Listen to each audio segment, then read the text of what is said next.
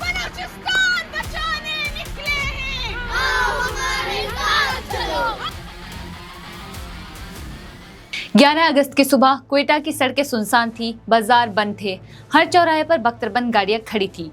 ये किसी युद्ध की तैयारी नहीं थी, ये था एक इंडिपेंडेंस डे जिसे दुनिया का कोई भी देश मान्यता नहीं देता, फिर भी जिसे रोकने के लिए पूरे प्रांत में सेक्शन 144 लगानी पड़ी। 14 लोग रातों रात हिरासत में लिए गए और बस रूट्स बंद कर दिए गए। यही वो विरोधाभास है जो आज पूरे बलूचिस्तान की कहानी बयां करता है।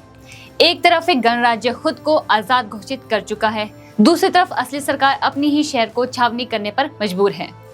नमस्कार दोस्तों, मैं हूं कल्पना वर्मा और आप देख रहे हैं बैठक। आज हम समझेंगे कि बलूचिस्तान में ये पूरा संकट शुरू कैसे हुआ, आजादी के इस दावे में कितनी सच्चाई है और पूरी लड़ाई में औरतों की भूमिका इतनी अहम क्यों होती जा रही है। तो शुरुआत करते हैं उस ऐलान से जिसने पूरी दुनिया का ध्यान खींचा। 13 जुलाई को बलोच सेपरेटिस्ट नेता मीर यार बलोच ने सोशल मीडिया के जरिए दावा किया कि रिपब्लिक ऑफ बलूचिस्तान अब पाकिस्तान से पूरी तरह अलग हो चुका है। उन्होंने कहा कि उनके पास 85% टेरिटरी पर कंट्रोल है, 5 लाख की सेना है, अपना झंडा, अपना राष्ट्रगान माचुकिन बलूचिस्तान और यहाँ तक कि बलोची फालूस नाम की अपनी करेंसी भी है। दावा ये भी किया गया है कि इस रिपब्लिक के पास गोल्ड, कॉपर की खदानें, 150 से ज्यादा गैस फील्ड्स और 1200 से ज्यादा कोल माइंस का कंट्रोल है। लेकिन दोस्तों, यहाँ रुककर सच्चाई समझना जरूरी है। किसी इलाके को अंतर्राष्ट्रीय कानून के हिसाब से एक देश कहलाने के लिए एक स्थायी आबादी, तय सीमाएं, प्रभावी सरकार और दूसरे देशों से रिश्ते बनाने की क्षमता चाहिए होती है। अब तक ना तो कोई ट्रांजिशनल गवर्नमेंट बाहर की दुनिया को दिखाई गई है, ना ही किसी एक देश ने इसे मान्यता दी है। खुद पाकिस्तान का दवान अखबार लगातार यही रिपोर्ट करता रहा है कि प्रांतीय सरकार और सेना अब भी काउंटर इंसर्जेंसी ऑपरेशंस चला रही है। कैबिनेट मीटिंग्स हो रही है, यानी जमीन पर सरकार की पकड़ अभी टूटी नहीं है। दिलचस्प बात यह है कि मीर यार बलोच पहले भी मई 2025 में ऑपरेशन सिंदूर के बाद ऐसा ही ऐलान कर चुके हैं। तो फिलहाल के लिए ये एक राजनीतिक बयान है, कोई नया देश नहीं।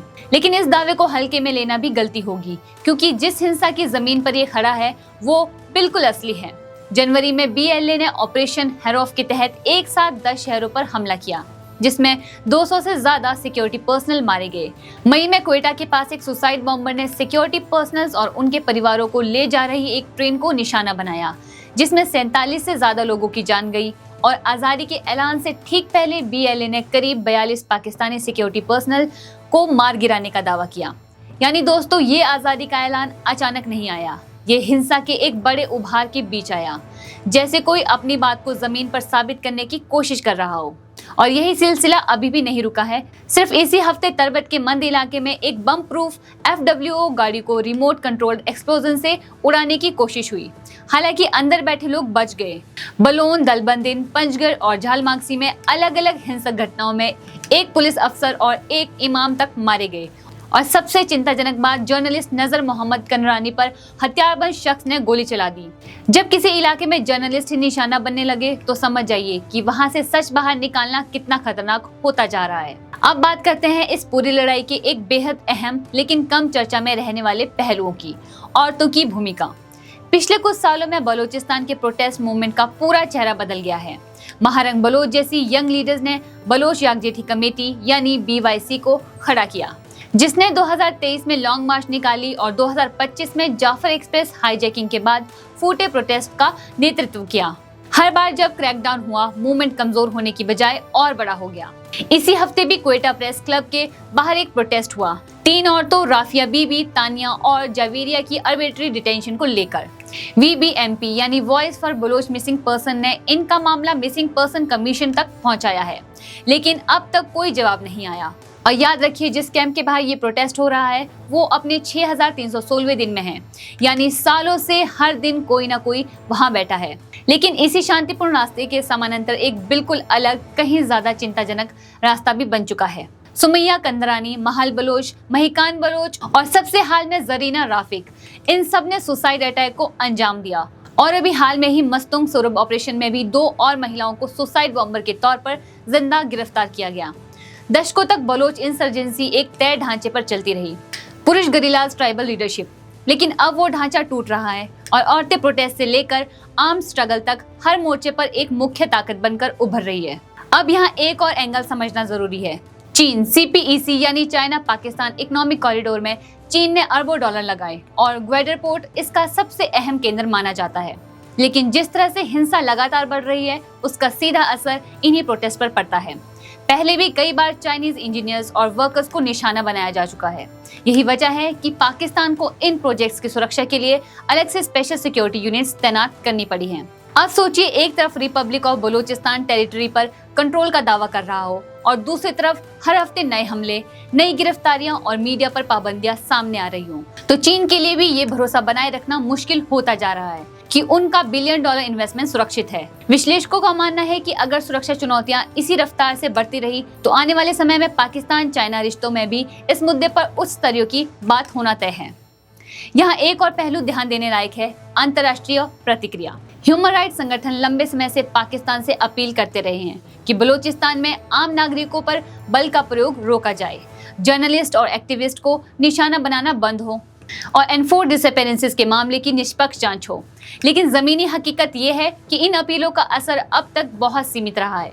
हर हफ्ते नए क्रैकडाउन, नई गिरफ्तारियां और मीडिया पर नई पाबंदियां सामने आती रही है।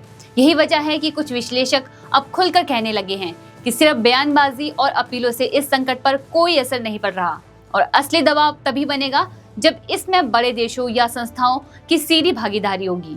तो अब इन सारे धागों को साथ जोड़कर देखिए, आजादी का दावा, बढ़ती हिंसा, औरतों की बदलती भूमिका, CPEC पर मंडराता खतरा और अंतर्राष्ट्रीय अपीलों पर बेअसर रहना। जब कोई मूवमेंट खुद को एक देश के तौर पर पेश करने लगे तो उसे अपनी बात लगातार साबित करनी पड़ती है, सिंबॉलिक तौर पर भी जैसे झंडा और इंडिपेंडेंस डे मनाकर और एक्चुअल तौर पर भी जैसे हमलों और टेरिटरी पर कंट्रोल के दावों से। दूसरी तरफ पाकिस्तान सरकार का रवैया भी दो तरफा नजर आता है। एक तरफ डायलॉग की बात, दूसरी तरफ सिक्योरिटी, लॉकडाउन्स और नए हथियार। यही अंतर बताता है कि सरकारी नैरेटिव और असली हालात के बीच फासला कितना बड़ा हो चुका है। तो दोस्तों, अगर हम पूरी तस्वीर को एक साथ रखें, जुलाई का आजादी का ऐलान, उससे पहले महीनों की भीषण हिंसा, कल का तनावपूर्ण इंडिपेंडेंस डे, इसी हफ्ते के हमले और गिरफ्तारियां, औरतों की दोहरी भूमिका, CPEC पर बढ़ता खतरा और इंटरनेशनल प्रेशर का बेअसर रहना, ये सब मिलकर बताते हैं कि बलूचिस्तान अब सिर्फ एक प्रोविंस नहीं रह गया है। रिपब्लिक ऑफ बलूचिस्तान को कभी कानूनी मान्यता मिले या ना मिले, लेकिन जिस गुस्से और असंतोष की जमीन पर ये खड़ा है वो हकीकत है और उस हकीकत को नजरअंदाज करना अब पाकिस्तान के लिए भी मुश्किल होता जा रहा है। तो दोस्तों, अब मैं आपसे पूछना चाहूंगी, आपको क्या लगता है कि सिर्फ फोर्स और सिंबॉलिक दिखावे से पाकिस्तान इस संकट को संभाल पाएगा या फिर बलूचिस्तान का ये असंतोष अब उस मोड़ पर पहुंच चुका है जहां से वापसी मुश्किल है? अपनी राय कमेंट सेक्शन में जरूर बताइए। अगर आपको ये वीडियो जानकारीपूर्ण लगी हो तो इसे लाइक और शेयर करना ना भूलिए और अगर आपने अभी तक बैठक को सब्सक्राइब नहीं किया है तो अभी कर लीजिए ताकि बलूचिस्तान और पूरे साउथ एशिया से जुड़ी हर खबर सबसे पहले आप तक पहुंचे। मैं हूं कल्पना वर्मा और आप देख रहे थे बैठक।